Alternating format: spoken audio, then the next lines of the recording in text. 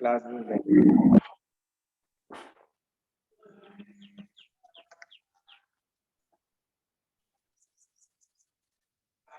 चलिए, तो formative assessment is a range of formal and informal assessment procedure conducted by the teacher during the learning process in order to modify the teaching and learning activities to improve student attainment। ठीक है, तो जो आपका formative assessment होता है वो आपका formal और इनफॉर्मल दोनों टाइप की जो प्रोसेसेस होती हैं उन प्रोसेस को कराने के लिए होता है। ठीक है, इसके साथ ये सब जो कंडक्ट कराया जाता है वो टीचर्स के द्वारा कंडक्ट कराया जाता है, जो कि लर्निंग प्रोसेस को और अधिक इम्प्रूव करने के लिए, उसे मॉडिफाइज करने के लिए, ठीक है, या टीचिंग को मॉडिफाइज करने के लिए जो फॉर्मेटिव असेसमेंट किया जाता है। और इसमें जो टीचिंग या लर्निंग एक्टिविटीज होती हैं उनमें इम्प्रूवमेंट लाया जाता है, विद्यार्थी के ध्यान को भी देखा जाता है, विद्यार्थी के जो लर्निंग प्रोसेस में कैसे कितना अचीवमेंट कर रहा है, कितना उसमें ध्यान दे रहा है, इन सारी चीज़ों का एवेल्युएशन फॉर्मेटिव असेसमेंट के अंतर्गत किया जाता है। ठीक है, अब इसके बाद दूसरा है आपका समेटिव असेसमेंट या समेटिव एवेल्युएशन। ठीक है, इसी को असेसमेंट कहते हैं, इसी को एवेल्युएशन कहते हैं, जिसका मतलब होता है मूल्यांकन करना।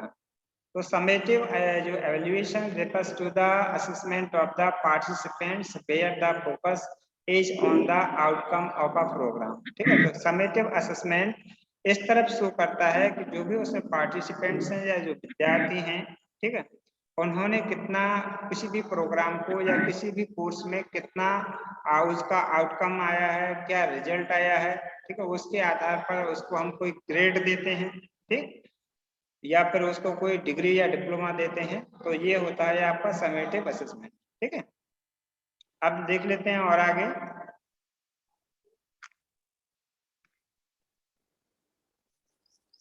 आगे बढ़ते हैं, देख लेते हैं अब इनके पर्पस क्या है। What is the purpose of formative assessment and summative assessment? तो the purpose of formative assessment is to monitor student learning and provide ongoing feedback to staff and student. ठीक है, तो जो फॉर्मेटिव असेसमेंट होता है उसका मेन रूप से जो पर्पस होता है विद्यार्थियों को मॉनिटर करना, ठीक है, और उनके लर्निंग को बढ़ावा देना, ठीक, और provide ongoing feedback staff and student, और स्टाफ या स्टूडेंट्स को ऑनगोइंग का मतलब प्रोसेस चलने के दौरान ही उन्हें फीडबैक प्रदान करना।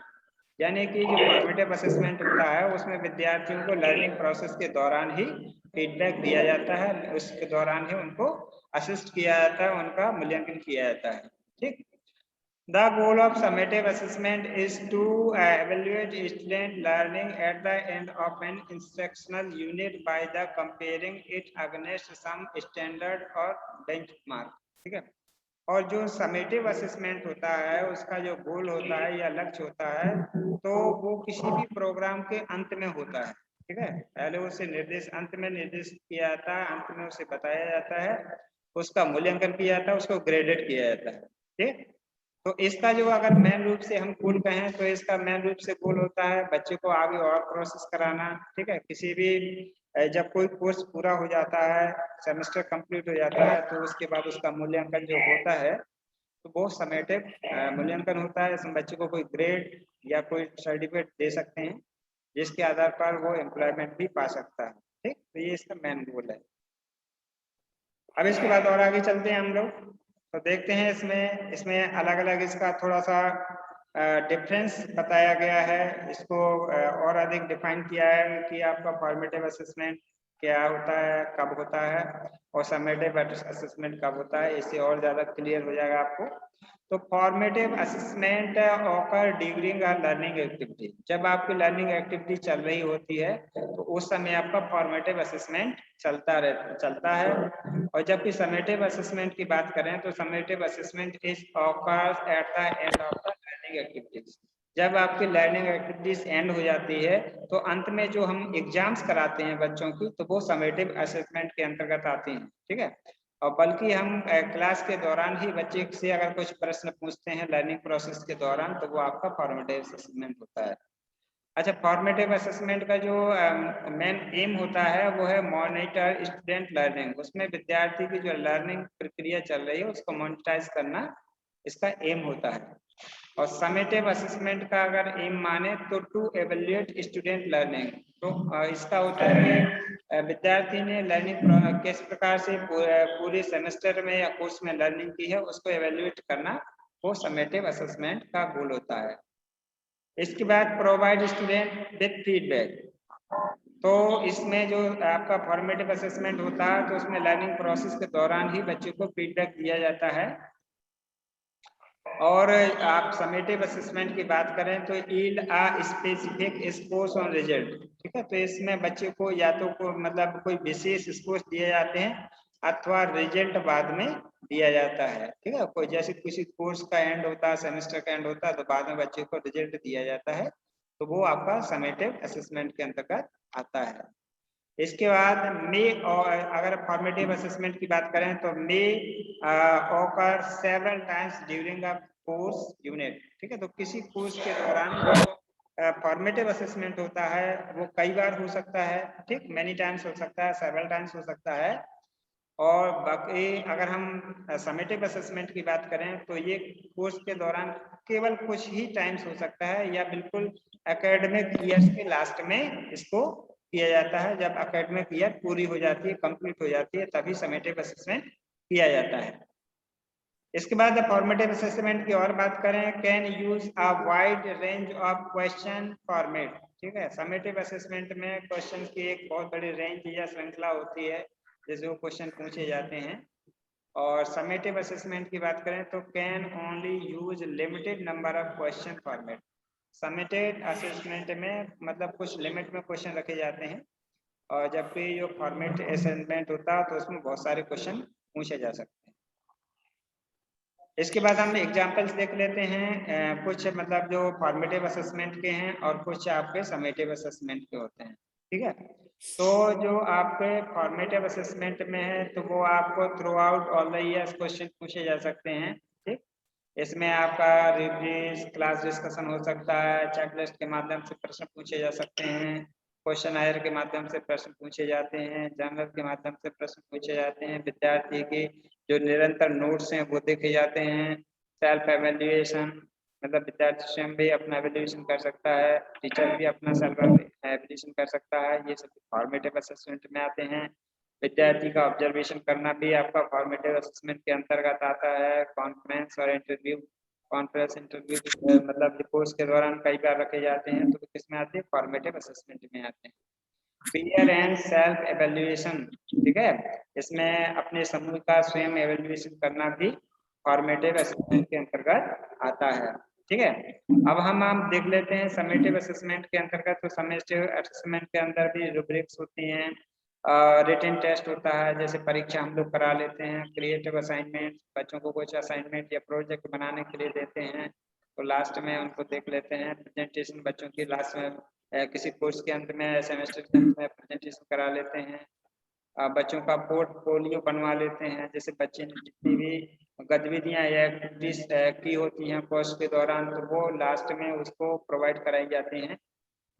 रिटेन रिपोर्ट्स, बच्चे के कुछ रिटेन रिपोर्ट भी तैयार किए जाते हैं। प्रोजेक्ट है आपके, जो प्रोडक्ट है, वो सारी चीजें बच्चे को आप एंड में ही कराते हैं, इसलिए सभी आपके समेटिव असेसमेंट के अंतर्गत आते हैं। प्रैक्टिकल एग्जामिनेशन भी, जैसे हमारा सेमेस्टर फिनिश हो जाता है तब प्रैक्टिकल एग्जाम होते हैं, तो प्रैक्टिकल एग्जाम भी समेटिव असेसमेंट का एक एग्जाम्पल्स है।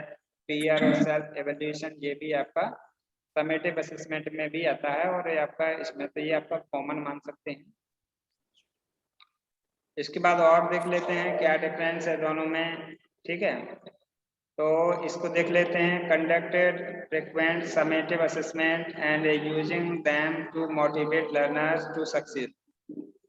यानी जो समेटिव असेसमेंट होता है किसी भी कोर्स के अंत में होता है, तो इसका मतलब होता है विद्यार्थी की सफलता पर उसे मोटिवेट करना, can lead to student becoming more demotivated and disengaged। ठीक है, तो इसमें विद्यार्थियों को मतलब डिमोटिवेट होने से बचाना है, डिसएंगेज होने से बचाना है। ठीक, इसलिए ये असेसमेंट किया जाता है।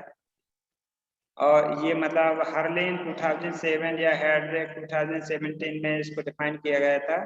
ठीक है, और इसमें विद्यार्थियों के बीच में जो गैप होता है, find the identifying gap in their knowledge.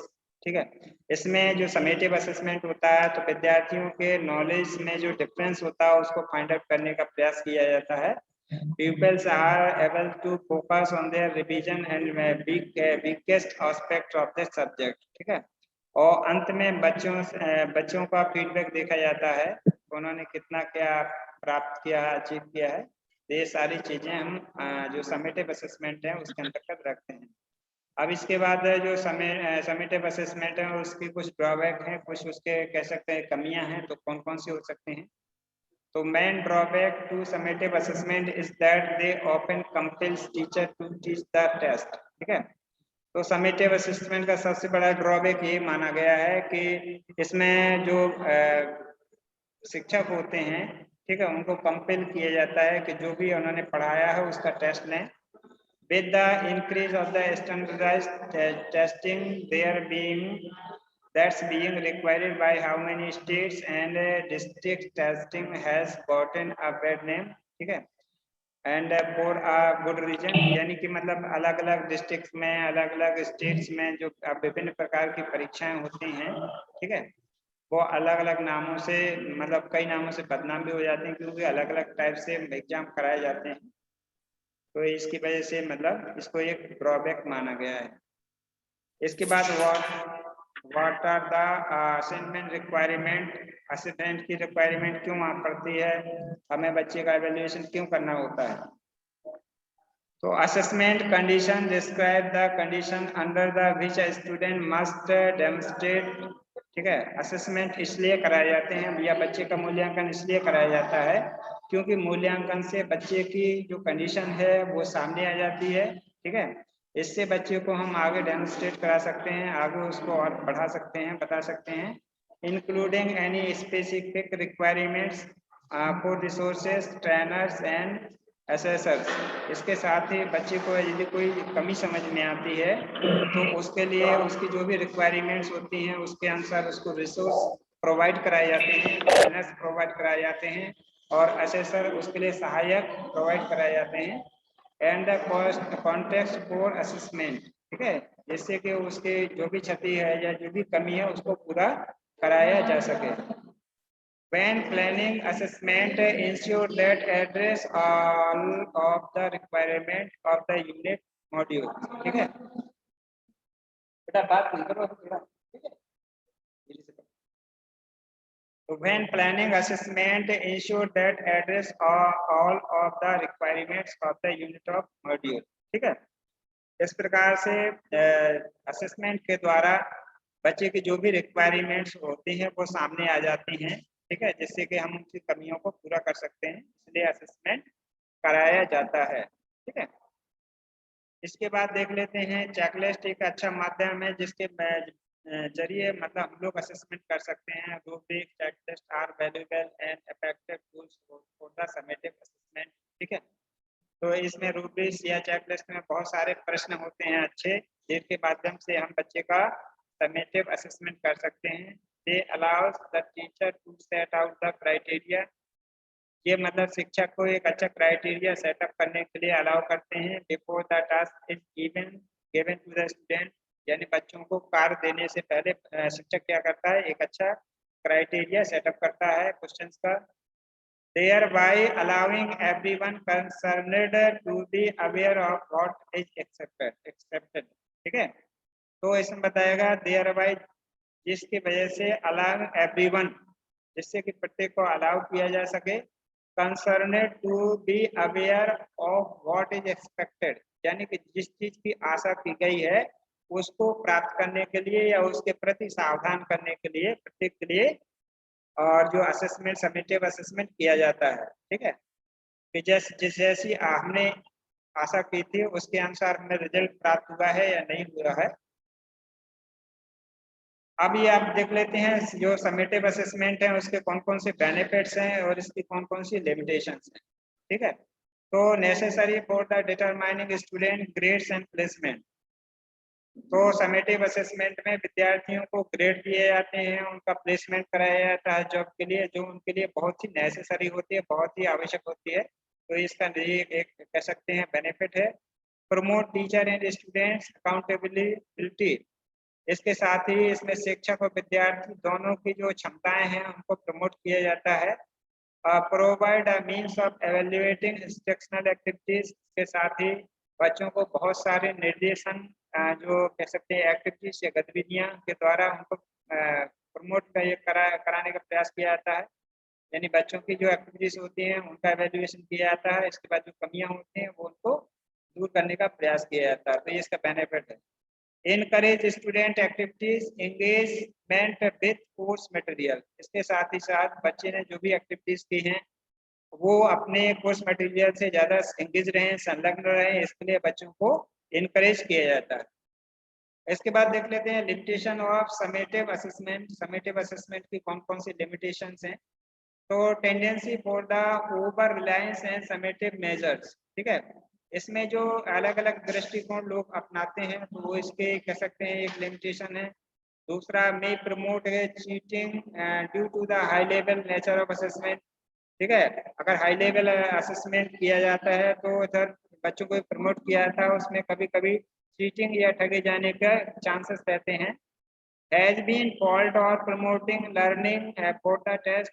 इसमें बच्चों को मतलब लर्निंग के लिए प्रमोट किया जाता है जिसमें कोई फॉल्ट भी हो सकती है, कमियां हो सकती हैं। Don't provide information for the correcting errors. ठीक है, इसमें बच्चों के जो समेटिव असेसमेंट होता है तो बच्चों की जो गलतियां होती हैं उनको करेक्ट करने के लिए उनको चांस नहीं मिलता है, क्योंकि ये अंतिम निर्णय होता है तो ये इसके फॉल्ट मान सकते हैं। ठीक है, इस प्रकार से देख सकते हैं कि ये मतलब